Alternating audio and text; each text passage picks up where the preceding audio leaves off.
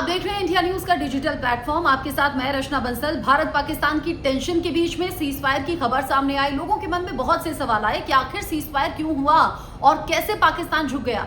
तो आपको इस वीडियो में मालूम पड़ेगा कि कैसे वो रात पाकिस्तान के लिए बहुत ज्यादा भारी होने वाली थी और उस रात पाकिस्तान खत्म हो सकता था। सबसे बड़ी बात यह है कि लोगों को मुश्किल में डालकर जो नेता यहां वहां भाग जाते हैं ना, वो नेता भी विदेश भाग नहीं सकते थे, क्योंकि भारत ने पाकिस्तान में उस जगह पर चोट की थी जहां दर्द सबसे ज्यादा हो, यानी कि नुकसान सबसे ज्यादा हो। जब भारत की तरफ से जवाबी कार्रवाई की गई, अलग अलग मिसाइल दागी गई और पाकिस्तान के करीब 10 एयरबेस पूरी तरह से तबाह हो गए, उसके बाद पाकिस्तान समझ गया था कि अब ये ऐसी चोट है जिसे आगे बढ़ने में सालों साल लग जाएंगे और यहां पीछे हट जाना ही उसके फायदे के लिए है।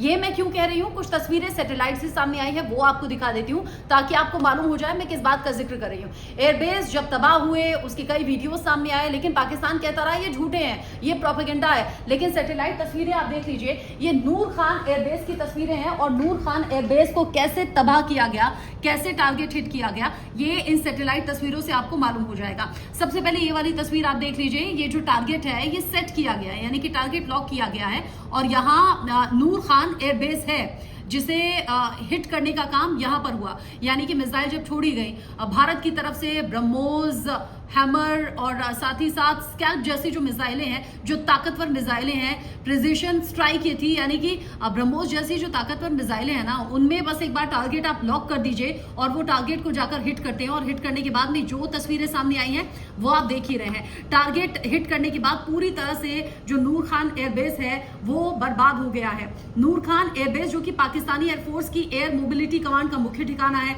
सेना के हेडक्वार्टर से चंद किलोमीटर की दूरी पर है।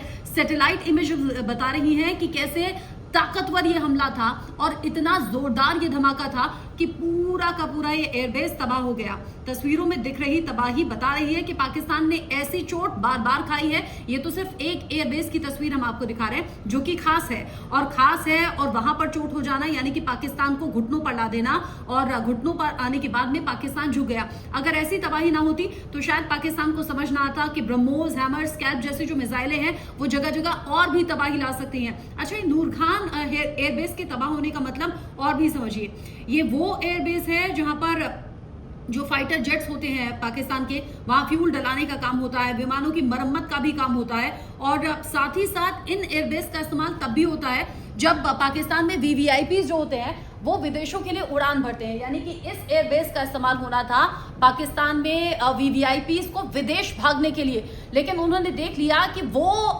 ढांचा टूट गया है जहां से अब हम एस्केपिस्ट भी नहीं बन सकते, यानी कि एस्केप नहीं कर सकते इस सिचुएशन में।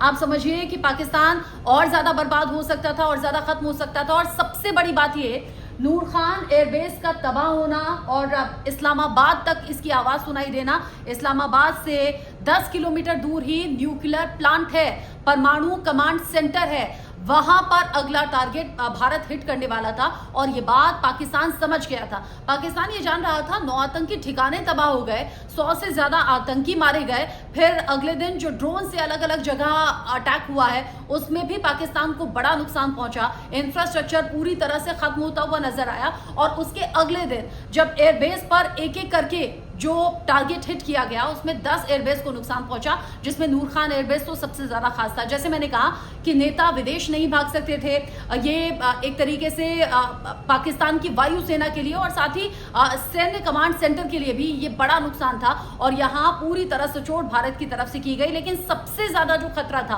पाकिस्तान को वो परमाणु कमांड सेंटर का था, जो इस्लामाबाद से महज 10 किलोमीटर दूर था। यानी अगला टारगेट भारत वहीं पर हिट करने वाला था। पाकिस्तान जान गया कि भस्मासुर यहां साबित हो जाएगा, यानी कि उसी के इलाके में परमाणु कमांड सेंटर अगर बर्बाद होता है, उसे हिट किया जाता है, क्योंकि प्रिसिशन ये स्ट्राइक थी। जैसे मैंने कहा प्रिसिशन का मतलब यही होता है कि अगर आप किसी भी जगह एक टारगेट लॉक कर देते हैं और वहां टारगेट लॉक करने के बाद जो मिसाइल दागी जाती है वो पूरी तरह से उस एरिया को तबाह कर देती है।